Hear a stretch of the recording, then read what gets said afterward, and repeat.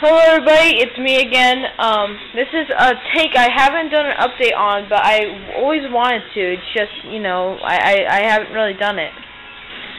But this is a 55-gallon aquarium with two 19-watt light fixtures and the Aqueon 55 filter, very famous. This just got cleaned, and this used to have a bunch of big rocks in here, but those got taken out. We added all these plants.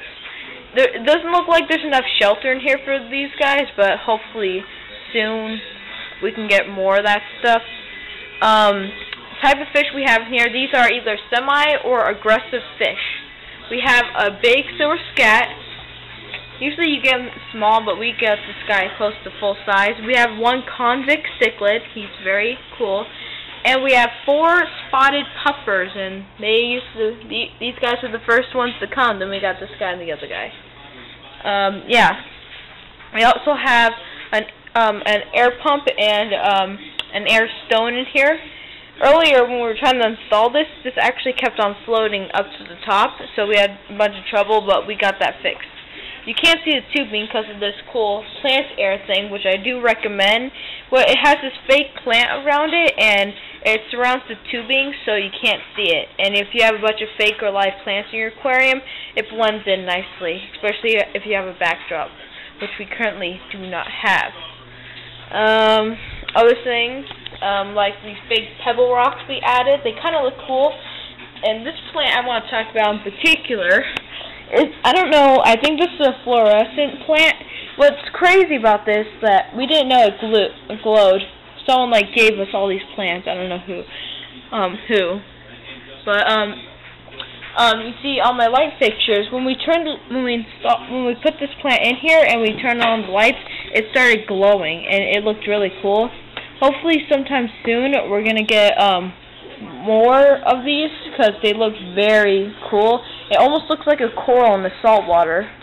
And this is actually not fresh water, it's brackish water. For those of you who do not know what brackish water is, because it's not used that often, say a freshwater river meets a saltwater ocean, then those two waters mix and it makes a brackish water.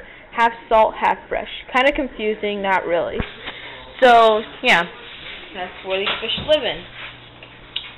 Yeah, silver scat is very active. He's one of my favorites. He's kind of dumb, though, because sometimes I think he runs into his own reflection on the glass here. So, yeah. So, never mind. He's very active. I do recommend this fish if you're going to have an aggressive and big fish tank. I don't know. I think he kind of gets stressed out a lot. I don't know. Puffers, I noticed a way to tell if your puffer's getting stressed if its stomach turns black. That shows it's getting stressed.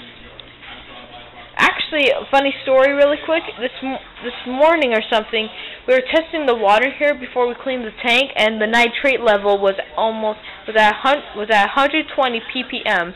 And as you know, nitrates, and ammonia should be at 0. Yeah.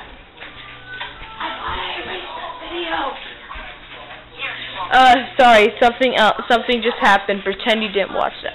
This is a very cool tank. It has a nice black stand. Goes with this black light. Since we don't have live plants, this is this is like 2/3 of watts per gallon or something.